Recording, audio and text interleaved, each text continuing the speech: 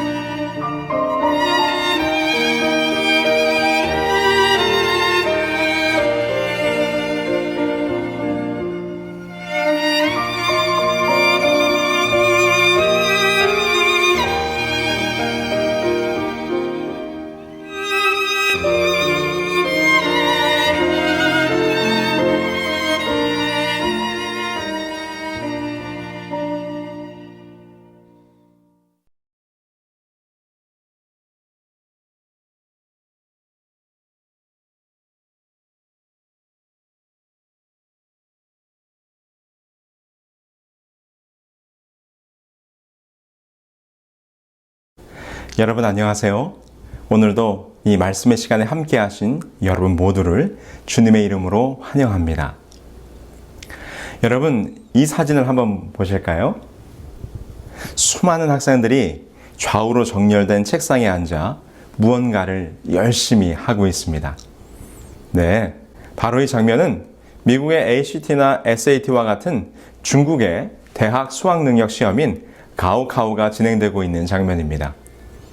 매년 6월 시행되는 중국의 수학능력 시험인 가오카오는 수험생의 수가 세계 최대 규모를 자랑합니다. 매년 900만 명 이상이 시험을 보는데요. 올해는 1071만 명이 시험을 보았다고 합니다. 코로나19 바이러스 때문에 6월에 보던 시험이 연기되어 지난 7월 7일에 치러졌습니다. 이 시험이 중요한 이유는 이 한 번의 시험으로 학생들의 대학 진학이 결정되기 때문입니다. 시험을 보는 학생들의 수는 1000만 명에 육박하지만 정작 중국에는 대학의 숫자가 전문대를 포함해서 약 2600여 개뿐이기 때문에 그 치열한 경쟁을 뚫기 위해서 학생들과 학부모들은 이 가오카오에 총력을 다한다고 합니다. 왜 그럴까요? 그것은 중국에서 가난하고 열악한 처지에 있는 소시민들이 신분 상승을 꾀할 수 있는 거의 유일한 수단이기 때문입니다. 이 시험을 잘 치러 베이징 대학이나 칭화 대학에 합격을 하면 그야말로 대박이기 때문입니다. 그래서 이 시험에 모든 학생들이 전력을 다하고 부모들도 그들의 모든 것을 걸고 시험 보는 자녀들을 서포트한다고 하네요. 그래서 한국 부모들의 교육열도 대단하지만 중국의 교육열도 만만치 않다고 합니다. 우리의 부모님 세대들도 마찬가지였습니다. 5, 60년대 전쟁 이후 너무도 가난했던 우리 부모님들은 자신들의 그 지긋지긋한 가난, 그것만큼은 내 자식에게 물려주지 않으리라. 이를 악물고 일하셔서 자녀들의 교육에 모든 것을 쏟아 부으셨지요. 왜 그랬습니까? 가난이 싫었고, 가난은 힘들었고, 더 이상 가난하게 살고 싶지 않았기 때문입니다. 그래서 가난이란 말은 결코 좋은 말이 아닙니다. 가난을 좋아하는 사람도 없고 가난한 사람을 좋아하는 사람도 없습니다. 가난이란 말은 부정적이에요. 가난 때문에 범죄가 일어나고 가난 때문에 사회가 불안해지고 가난 때문에 가난은 사람을 비참하게 만드는 것입니다. 그런데 우리 예수님께서는 이 가난이란 말을 전혀 다르게 사용하십니다. 심령이 가난한 자는 복이 있나니 천국이 저희 것이며. 예수님의 산상순 8복 가운데 첫 번째 복에 대하여 말씀하시면서 가난한 자가 복이 있을 것이라고 하십니다. 아마도 이 말이 예수님의 산상 설교를 듣고 있던 갈릴리 사람들에게 듣기 좋은 말이었을까요? 결코 그렇지는 못했을 것입니다. 낮에는 겉옷으로 걸치다가 밤에는 이불이 되어 그들의 궁색한 잠자리를 덮어주던 그런 허름한 옷 한 벌로 살아가던 자들에게 가난한 자가 복이라고 말씀하시니 그들 가운데 많은 이들은 이 말씀을 이해하지 못했을 것입니다. 더구나 신명기 28장에 기록된 축복과 저주에 대한 모세의 율법을 보면 하나님께서 복을 주실 때 그 토지의 소산과 모든 짐승과 심지어 떡 반죽 그릇까지 복을 받을 것이라고 하는 반면 하나님의 율법에 순종하지 않으면 그 모든 것에 저주가 내린다고 말씀하신 것을 볼 때에 재물과 부는 하나님의 축복이요 가난은 하나님의 저주가 분명한 것입니다. 이러한 가르침을 알고 있던 당시 유대인들에게 예수님의 말씀은 도저히 이해할 수 없을 뿐만 아니라 받아들일 수 없는 기별이었습니다. 거기다 지금 예수님께서 가난이라고 말씀하실 때 사용하신 단어는 프토코스였습니다. 헬라어에 가난을 의미한 단어가 두 개 있는데요. 하나는 페네스라는 단어입니다. 이는 여유가 없는 가난, 즉 하루하루 노동을 하지 않으면 살아갈 수 없는 그러한 모습을 의미합니다. 그래도 이것은 다행히 하루 일하여 그날의 양식은 얻을 수 있는 그러한 모습이지요. 그런데 푸터코스는 더 극심한 가난을 의미하는 것으로 이는 완전히 파산하거나 몰락하여 스스로의 힘으로는 아무것도 할 수 없고 가진 것도 없는 상태, 누구의 도움 없이는 얻어먹지도 못하는 절체절명의 가난을 의미하는 말이었어요. 그런데 예수님께서 말씀하신 가난은 바로 이 두 번째 푸토코스의 가난입니다. 그러므로 가장 비천하고 가장 무력한 사람의 가난인 것이지요. 그러니 이게 무슨 복이라고 할 수 있습니까? 오히려 저주라고 부를 수밖에 없어 보이는 것입니다. 여러분, 예수님께서 설교하시던 그 언덕 위에 대부분의 사람들은 가난한 자들이었습니다. 물론 그 중에 예수님을 정탐하러 온 바리새인들과 서기관들이 일부 섞여 있기는 했지만 거의 모든 청중들은 갈릴리 지방에 가난하고 초라하고 궁핍한 사람들이 그 자리에 있었습니다. 그래서 우리가 지난 시간에 그들의 마음에 대하여 살펴본 것처럼 이 가난하고 궁색한 자신들에게 로마의 정복자들과 같은 멋지고 우아한 의복과 먹을 것을 주실 자로서 예수님을 바라보고 있었지 않았습니까? 그런데 그들을 향하여 가난하여지라고 하시는 것입니다. 그런데 예수님께서 이렇게 말씀하신 이유가 있었습니다. 제가 세미나리에서 공부하던 때 우리 앤드루스 한인교회 여성선교회에서는 정기적으로 숲키친 봉사활동을 했습니다. 저도 그 봉사활동에 참여한 적이 있는데요. 앤드루스 대학이 있는 메리언 스프링스에서 차로 한 25분 정도 거리에 벤톤 하버라고 하는 곳으로 봉사활동을 합니다. 그런데 이 도시가 매우 위험한 흑인 도시입니다. 과거 미시간 흑인 폭동 당시에도 아주 심각한 폭동이 있었던 것이기도 하지요. 저도 미국에 처음 왔을 때 이 소셜 넘버를 받기 위해서 사무실을 찾아가는데 바로 그것이 벤톤 하버였습니다. 차를 타고 그 동네를 지나가는데 마당은 잡초들로 무성하고 창문들이 성한 집이 하나도 없고 저런 곳에서도 사람이 살까 싶은데 그 안에 사람들이 앉아있는 모습을 보면서 깜짝 놀랐던 경험이 있었습니다. 미국의 슬럼가를 제가 처음 본 것이지요. 이제 그런 동네로 숲키친 봉사를 가는 것입니다. 그곳에서 하는 봉사는 따뜻한 점심 식사를 준비해서 찾아오는 홈리스들에게 음식을 나누어 주는 일이었습니다. 여성 선교회 집사님들과 함께 마트에 들러서 소고기 햄버거 패티와 햄버거 번을 잔뜩 사고 함께 나누어줄 냉동 프렌치 프라이와 감자칩을 사가지고 갑니다. 그리고 도착하자마자 이 소고기 패티를 그릴 위에 굽습니다. 프렌치 프라이를 튀기고 빵에 야채와 고기를 넣고 햄버거 세트를 만듭니다. 그렇게 수십 세트를 만들어 놓으면 사람들이 와서 먹는 것입니다. 잠시 후 시간이 되자 하나둘씩 이 얼굴이 검은 분들이 들어오시더니 음식을 받아갑니다. 조용히 와서 음식을 먹으시는 분들도 있고 어떤 분들은 무슨 심기가 불편한지 소리를 지르는 분들도 있고 감사하다고 하는 분들도 있지만 어떤 분들은 아주 무뚝뚝하신 분들도 있고 그렇습니다. 그래도 그렇게 어려운 분들에게 따뜻한 음식을 나누었다고 하는 것이 얼마나 보람이 되는지요. 그런데 그날 봉사활동을 하면서 여성 선교회 회장님께서 처음으로 숲키친 봉사를 시작했던 날의 이야기를 해주셨습니다.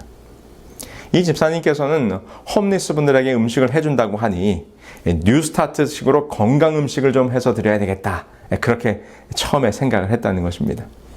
그래서 시장에서 신선한 야채들을 사서 잘 손질하고 고기나 튀긴 음식 대신에 건강한 야채 볶음밥을 만들었습니다. 프라이드 라이스를 만든 것이죠. 그렇게 정성스럽게 음식을 만들어 놓고 사람들이 와서 먹기를 기다렸는데 전혀 예상하지 못한 상황이 벌어진 것입니다. 시간이 되어 이 홈리스 분들께서 식사를 하러 들어오셨는데 들어오자마자 이 준비된 음식을 쫙 훑어보더니 굉장히 마음에 안 들어하는 표정들을 지으면서 음식을 받은 트레이를 그 자리에서 쓰레기통에 쳐 넣으면서 막 안 좋은 소리를 하고 나가더라는 것입니다. 한두 명이 그런 것이 아니라 그날 오셨던 모든 분들이 음식을 다 쓰레기통에 버리고 갔다는 것입니다. 처음에는 얼마나 놀라고 당황스러운지 어떻게 할 줄을 모르겠더라는 것이죠. 그리고 나서 집사님이 생각을 해보니 나는 가능한 건강한 음식을 해준다고 최선을 다해서 음식을 준비했는데 그 사람들은 고기와 기름진 음식이 있어야 했더라는 것이지요. 그래서 그 다음부터는 소고기 패티를 사고 냉동 음식들을 사다가 제공한다고 하는 것입니다. 글쎄요, 이렇게 표현해도 될런지 모르겠지만 가난해서 프리미를 먹으러 오긴 했지만 그래도 이따위 음식은 먹지 않는다. 홈리스에게도 입맛이라는 게 있다. 이런 걸 먹느니 차라리 한 끼 굶고 말겠다. 글쎄, 그때 음식을 쓰레기통에 던져버리고 나가신 분들의 마음이 어떤 것인지는 제가 잘 모르겠습니다만 그런 생각이 드네요. 그런데 제가 이 이야기를 왜 해드리는가 하면 이 갈릴리 언덕에 모여있던 사람들의 마음이 이러했다는 것입니다. 그들의 육체적인 삶은 궁핍하고 행색은 초라한 가난한 사람들이었지만 그들의 마음은 부자의 자존심, 아니 자만심이 있었다는 것입니다. 그들이 가진 부자의 자존심이란 무엇인가? 바로 이것입니다. 우리는 하나님께서 택하신 백성, 곧 선민이라는 사상이었습니다. 영감의 글 산상수훈에서 이렇게 이것을 설명합니다. 그리스도 당시의 백성들의 종교 지도자들은 자신들이 영적으로 보화를 가진 부자인 줄 알았다. 하나님이여, 나는 다른 사람들과 같이 아니함을 감사하나이다고 한 바리새인의 기도는 그가 속한 부류는 물론 크게는 국민 전체의 생각을 나타내었다. 영적 부자, 곧 영적 교만의 마음이 그들의 마음속에 가득했다는 것입니다. 이것이 비단 바리새인들만의 것이 아니라 당시 유대민족의 전체의 모습이었다는 것이지요. 그래서 지금 예수님께서 가난한 자는 복이 있나니 할 때 이 가난이란 현실적 부와 가난을 의미하는 것이 아님을 우리가 알지 않습니까? 무엇이 가난한 자요? 네, 심령이 가난한 자, 마음이 가난한 자는 복이 있다는 것입니다. 그런데 유대인들의 영적 교만은 어땠습니까? 그들은 자신들만이 택하신 족속이요 구원받을 자들이요 하나님의 나라의 백성이라는 영적 교만으로 기타 이방인들을 무시했습니다. 천하게 여겼고 상종하지 않으려고 했습니다. 심지어 이방인들을 개나 돼지와 같이 취급을 했다는 것을 우리는 성경의 기록을 통해 알고 있습니다. 이를 신앙적 우월주의에서 비롯된 또 다른 인종차별의 모습이라고 우리는 볼 수 있을 것입니다. 그들은 사마리아인들을 저주했습니다. 세리와 같은 사람들과는 아예 상종도 하지 않으려고 했습니다. 비록 지금 유대 나라가 로마에 정복되어 가난하고 초라하게 살고는 있지만 그래도 내가 너희하고는 동급은 아니지 하는 그런 마음이 있었다는 것입니다. 이러한 그들의 영적 교만과 헛된 부요함이 극명하게 드러난 이야기가 바로 이 바리새인과 세리의 기도의 장면입니다. 두 사람이 기도하러 성전에 올라가니 하나는 바리새인이요 하나는 세리라. 바리새인은 서서 따로 기도하여 가로되 하나님이여 나는 다른 사람들 곧 토색, 불의, 간음을 하는 자들과 같지 아니하고 이 세리와도 같지 아니함을 감사하나이다. 바리새인의 이 모습이 당시 유대인들의 모습을 보여주고 있는 것입니다. 자리를 같이 하지 아니합니다.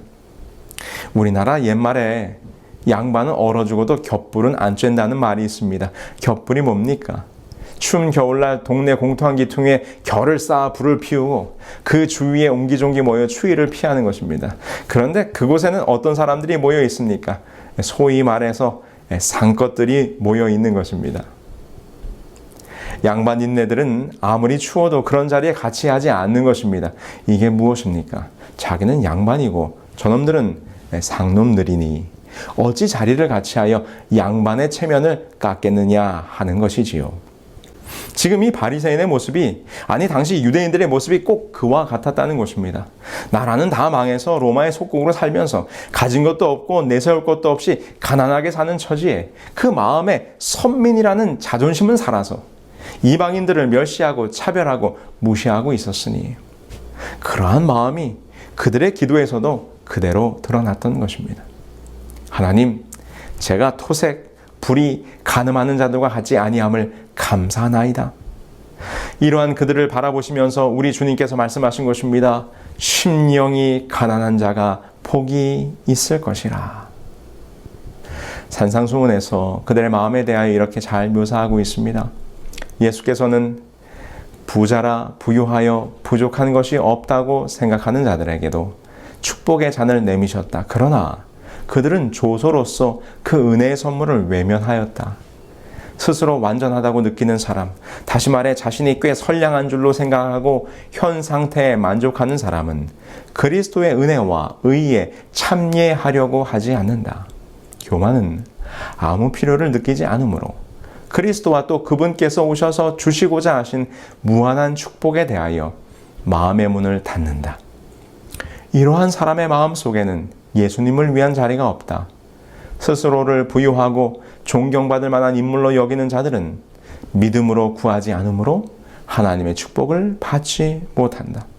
그들은 스스로 풍족하다고 생각하므로 빈손으로 돌아간다. 아무것도 가진 것 없는 자들이 선민이라는 그 자존심 하나로 영적으로 교만함에 젖어있던 그들을 향하여 지금 예수님께서 가난한 자, 곧 심령이 가난한 자가 되라고 말씀하시는 것입니다. 이는 바로 세리의 모습이지요. 세리는 멀리 서서 감히 눈을 들어 하늘을 우러러보지도 못하고 다만 가슴을 치며 가로되 하나님이여 불쌍히 여기옵소서 나는 죄인으로소이다 하였느니라. 사실 세리는 부한 자였습니다. 비록 그들의 토색하는 일로 곧 부정한 재물로 부를 쌓기는 하였지만 그들은 부자였고 재물이 넉넉한 자들이었습니다. 그러나 지금 이 세리의 고백 속에서 그 자신이 얼마나 영적으로 가난한 자임을 고백합니다. 그가 감히 하늘을 들어 눈을 들지도 못하고 머리를 조아리며 가슴을 치며 자신을 불쌍히 여겨달라고 고백합니다. 이것이 심령이 가난한 자의 고백입니다. 가련한 세리처럼 그들은 멀리 선 채 눈을 들어 감히 하늘을 우러러보지 못하고 하나님이여 불쌍히 여기옵소서 나는 죄인이로소이다 하고 부르짖는다. 그들은 복 있는 자들이다. 회개하는 자들에게는 용서가 주어진다. 그것은 그리스도가 세상 죄를 지고 가는 하나님의 어린 양이시기 때문이다. 바리새인들은 자신의 노력과 헌신과 공로를 바라보면서 그래 나만한 사람은 없지. 꽤나 흐뭇한 마음으로 하늘을 향하여 고개를 높이 들고 있는 반면 세리는 하늘을 바라보니 자신이 너무나 초라하고 가진 것도 행한 것도 이룬 것도 하나 없어 머리를 조아리고 있는 것입니다. 얼마 전에 제가 타던 자동차가 고장이 났습니다. 꽤나 오래전부터 이 엔진 체크 등이 들어와 있었지만 이제는 뭐 10년도 넘고 마일리지도 20만 마일이나 되었으니 그냥 타는 데까지 타다가 폐차해야겠다 생각을 하고는 그냥 무시하고 탔었습니다. 그런데 문제는 이 admission 테스트가 나온 것입니다. 이 배기가스 점검하는 거 있잖아요. 이 admission 테스트를 패스해야 이 라이센스 플레이트 스티커를 리뉴얼 할 수 있는 것입니다. 그래서 이제 샵에 가서 점검을 받고 수리를 해야 되겠다 생각하고는 차를 맡겼습니다. 차를 맡기면서도 수리비가 많이 나오면 어떡하나 걱정을 했습니다. 그런데 아니나 다를까 정비소에서 연락이 오기를 뭐 여기도 문제고 저기도 문제고 어쩌고 저쩌고 설명을 하시더니 끝에 그 사장님이 이렇게 말씀을 하시는 것입니다. 선생님, 이거 차값보다도 수리비가 더 나오는데 수리하시겠어요? 그냥 차를 정리하시는 게 나을 것 같습니다. 네, 사장님의 지적이 맞는 말이었습니다. 그 돈을 들여서 이 20만 마일 된 차를 고친다는 것은 말이 안 되는 것이었습니다. 그래서 할 수 없이 차를 그냥 집으로 가져왔어요. 그리고는 에미션 테스트가 패스가 안 되니 스티커 리뉴도 안 되고 그래서 차를 일단 정리하려고 보험도 정지시키고 그냥 세워두었습니다. 그런데 이번 설교를 준비하다가 제가 동중한 앞에서 합회장님으로 모시던 엄보선 목사님이 생각이 났습니다. 그분은 운전면허증이 없습니다. 평생에 운전을 해본 일이 없으신 분이에요. 그가 젊은 전도사 시절 몇십 리씩 떨어져 있는 교회들을 방문하고 교인들을 방문하려면 아침 일찍 일어나 걸어가는 것입니다. 그러다가 그에게 생긴 것이 자전거입니다. 그 자전거 한 대가 얼마나 좋은 것인지. 옛날에 목회를 하셨던 어른들은 다 그렇게 하셨죠. 그 자전거를 타고 먼지 나는 비포장길을 달려서 교인들을 만나고 그들을 위해 기도하고 성경을 가르치셨다는 이야기가 제 마음속에 생각이 났습니다. 그분은 한국연합회 총무부장으로 일하실 때도 차가 없으시니 자전거를 타고 일을 보러 다니셨다고 합니다. 지금도 생생하게 기억나는 것은 당시 연합회장님이 전화를 걸어서 내가 지금 위생병원에 있으니 총무부장 빨리 이곳으로 오시오 이렇게 말씀하시더랍니다. 그래서 엄보성 목사님이 급히 자전거를 타고 이제 연합회 본부 건물에서 위생병원으로 갔습니다. 근데 도착을 해보니 연합회장님이 없으시더랍니다. 다시 전화가 오기를 내가 지금 연합회로 돌아왔으니 빨리 다시 이곳으로 돌아오시오. 그래서 이 총무부장이신데 말입니다. 이 엄보성 목사님께 다시 자전거를 열심히 타고 이 연합회로 돌아가셨다는 것입니다. 수십 리길을 걸어서 또는 자전거를 타고 성도들을 살피고 교회를 돌보던 옛 어른들의 사역을 볼 때 지금 나의 사역은 얼마나 초라한가, 얼마나 부족한가를 생각해 보게 됩니다. 여러분, 바리새인과 세리의 차이가 무엇입니까? 그것은 그들이 어디를 바라보았는가입니다. 바리새인의 눈은 하늘을 우러러보고 있었지만 사실은 자기 자신의 모습을 바라보고 있었습니다. 그러나 세리는 감히 하늘을 우러러보지 못하고 고개를 조아렸지만 사실은 그는 하늘을 우러러보고 있었습니다. 그러자 그 하늘의 모습 앞에서 자신이 얼마나 초라하고 부족하고 가난한가를 느끼게 된 것입니다. 오늘 우리는 어디를 보고 계십니까? 주위의 사람들을 보면서 그래도 내가 조금 낫지 않나? 내 믿음이 이 정도면 누구보다는 열심이지 않은가? 누구는 이렇게 하는데 그래도 이 정도 했으면 되지 않겠어? 우리가 정말 빠지기 쉬운 죄의 유혹입니다. 나의 시선을 사람에게 맞출 때 우리는 부유한 줄 착각합니다. 넉넉한 줄 착각합니다. 그 정도면 충분하다고 오판합니다. 아니요, 안 됩니다. 우리의 눈을 들어 하늘을 바라보아야 합니다. 우리의 주님을 보아야 합니다. 그분 앞에 서야 합니다. 그럼 우리가 얼마나 초라한 사람인가, 얼마나 부족한 사람인가, 얼마나 가난한 사람인가를 우리는 발견하게 될 것입니다. 내 심령의 처참한 빈곤을 깨닫게 될 것입니다. 내 자신에게 선한 것이 전혀 없다는 것을 깨닫게 될 것입니다. 우리가 주님을 보게 될 때에, 예수님 앞에 서게 될 때에 오늘 우리는 그것을 깨달아야 합니다. 그것이 심령이 가난한 자가 되는 것입니다.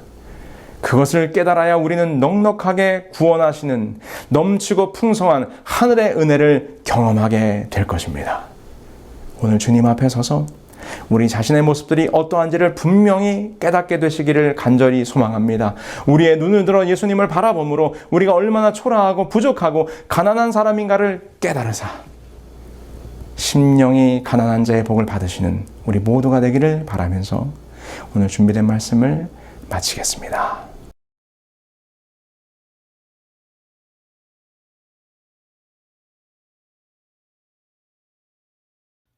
하늘에 계신 저희들의 아버지 하나님, 저희들은 불쌍하고 가난한 자들입니다. 그러나 저희들의 가난함을 깨닫지 못하고 영적으로 부유한 줄로 착각하여 살아가고 있는 저희들을 불쌍히 여겨 주시옵소서. 저희들의 가난함을 예수 그리스도를 바라봄으로 깨닫게 하사 우리 주님 앞에서 우리의 가난함으로 인하여 주님께 더욱더 가까이 나아감으로 그 무한하신 하나님의 축복을 충만히 누리는 우리 모두가 될 수 있도록 인도하시기를 예수 그리스도의 이름으로 기도합니다. 아멘.